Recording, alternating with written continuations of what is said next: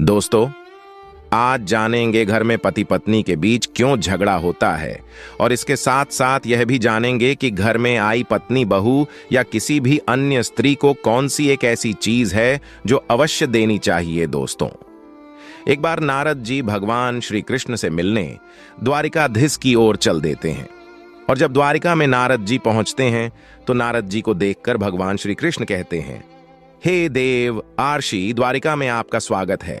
आज किस प्रयोजन से आपका द्वारिका में आगमन हुआ है? नारद जी कहते हैं, हे प्रभु, आप सब कुछ जानते हैं, फिर भी आप पूछ रहे हैं, फिर भी आप आज्ञा दें। आपसे कुछ पूछने की चेष्टा करता हूं। हे प्रभु, एक स्त्री एक पुरुष से सबसे ज्यादा क्या इच्छा रखती है?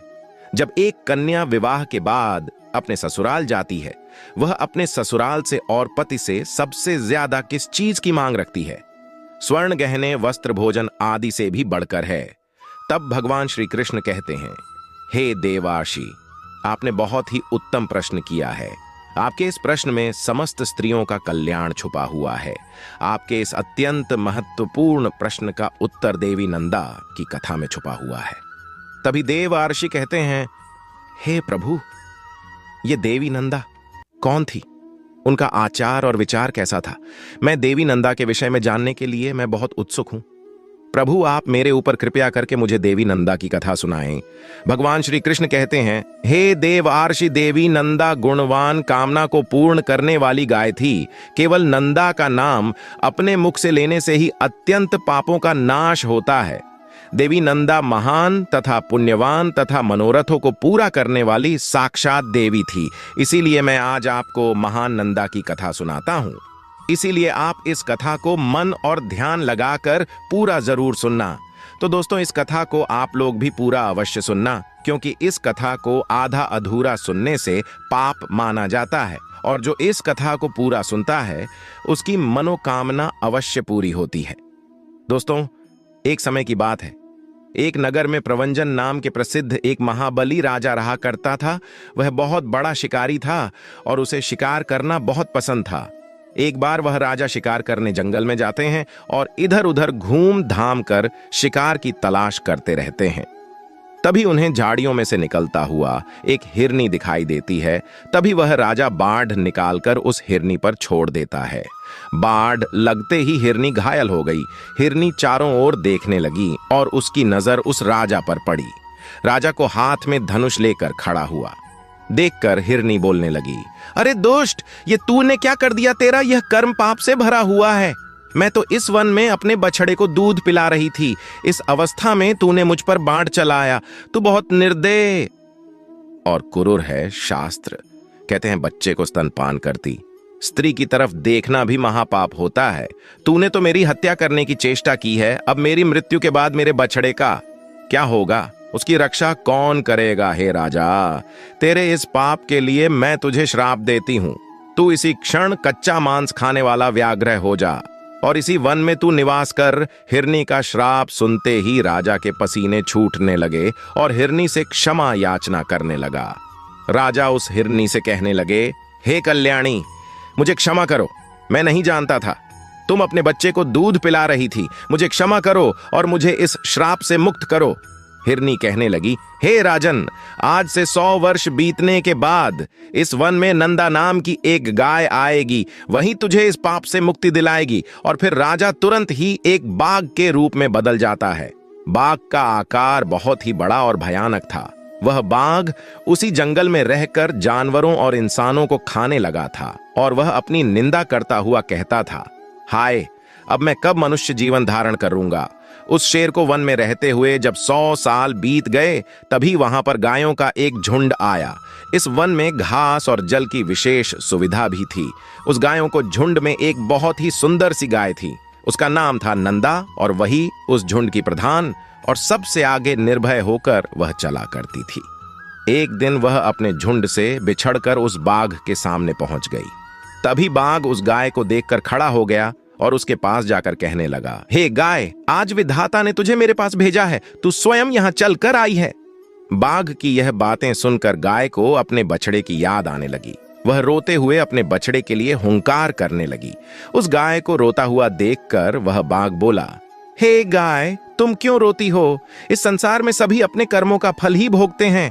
तुम खुद मेरे पास चलकर आई हो, इससे जान पड़ता है तेरी मृत्यु स्वयं ही तुझे यहां लेकर आई है। तू व्यर्थ ही शौक क्यों कर रही है? तू रो किस लिए रही है? ये सब बातें सुनकर गाय बोली, हे बाघराज, मुझे क्षमा करो। मैं जानती हूं तुम्हारे पास आए जीव जंतु और प्राणी की रक्षा असंभव है। तो हे बाघ, अभी कुछ ही दिन हुए हैं मैंने एक बछड़े को जन्म दिया है। यह मेरा पहला बछड़ा होने के कारण वह मुझे बहुत प्रिय है। मेरा बछड़ा अभी दूध पीकर ही जीवन जी रहा है। वह भूख से पीड़ित मेरी राह देख रहा होगा। मुझे थोड़ी देर के लिए जाने दो, मैं उसे दूध पिलाना चाहती हूँ। मैं उसे दूध पिलाकर तुम्हारे पास लौट आऊंगी, फिर तुम मुझे खा लेना। अगर मैं नहीं आई तो मुझे वही पाप लगेगा जो माता पिता का वध करने के लिए लगता है, जो सोते हुए प्राणी को मारता है। यह जो पाप लगता है वही मुझे लगेगा। मैं जरूर लौटकर तुम्हारे पास आऊंगी। नंदा की ऐसी बातें सुनकर बाघ को नंदा पर विश्वास हो गया। वह बोला, तुम्हारे इस शब्दों पर मुझे विश्वास हो गया। तभी नंदा बोली, मैं अपनी शपथ का पालन जरूर करूंगी और तुम्हारे पास लौटकर जरूर आऊंगी, ये मेरा तुमसे वादा है। और गाय वहां से चली गई। वह दौड़कर अपने बछड़े के पास पहुंची और आंसू बहाने लगी।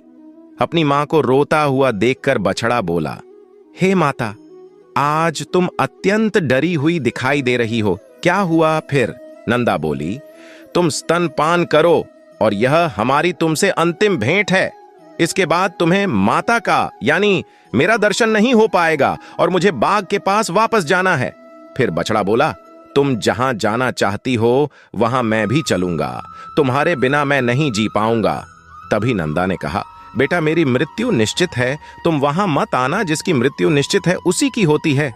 ऐसा कहते हुए नंदा अपने पुत्र से अलविदा लेते हुए बाघ के पास चली गई। जैसे ही वह बाघ के पास पहुंची, उसका बछड़ा भी उसके पीछे पीछे दौड़ता हुआ उसके पास आ गया और अपनी माता तथा बाघ के बीच में आकर खड़ा हो गया। बछड़े को देखकर नंदा गाय उस बाघ से बोली, हे बाघ, मैं सत्य धर्म का पालन करते हुए तुम्हारे पास आ गई हूं। अब तुम केवल मुझे खाकर अपनी तृप्ति करो, किंतु मेरे बछड़े को जीवन दान दो। फिर वह बाघ बोला, हे गाय, तुम तो बड़ी सत्यवादी निकली। जो सत्य का पालन करता है और सच्चाई की राह पर चलता है उसका कभी अमंगल नहीं होता है। तुम्हारी सत्य की परीक्षा के लिए ही मैंने तुम्हें भेजा था, अन्यथा मेरे पास आकर तुम जीवित नहीं लौट सकती थी।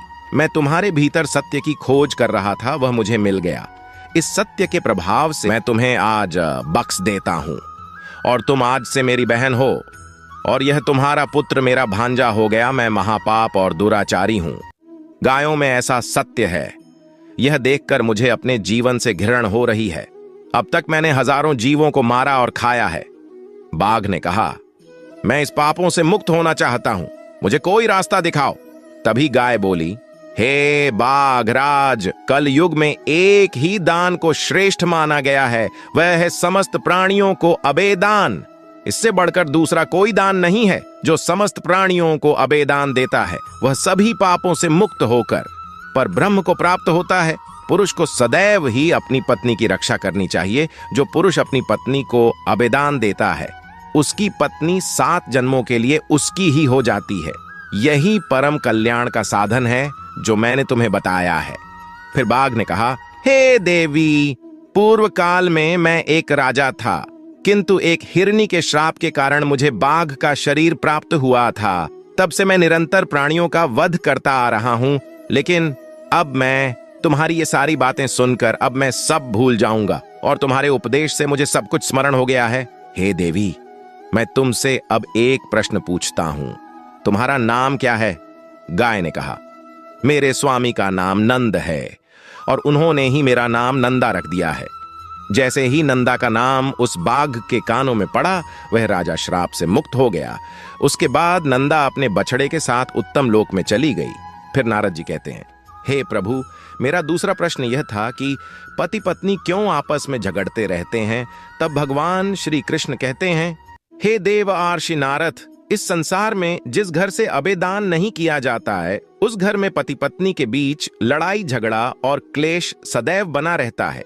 इसीलिए हर व्यक्ति को अपने जीवन में अबेदान करना आवश्यक माना गया है। तो दोस्तों, इस कथा के माध्यम से हमें पता चलता है कि सबसे बड़ा दान अबे दान होता है और कभी भी किसी के साथ हिंसा नहीं करना चाहिए। दोस्तों, उम्मीद है कि आपको भी यह कथा पसंद आई होगी। दोस्तों, अगर कथा पसंद आई हो तो कमेंट बॉक्स में जय श्री कृष्णा लिखकर, वीडियो को लाइक करके, चैनल को सब्सक्राइब करके बेल आइकन ऑल पर प्रेस कर लीजिए, जिससे हमारा वीडियो आप लोगों को सबसे पहले मिले। और अपने दोस्तों और फैमिली में वीडियो को शेयर अवश्य करना, जिससे सभी को जानकारी प्राप्त हो सके। दोस्तों, वीडियो पूरा देखने के लिए आप लोग का धन्यवाद।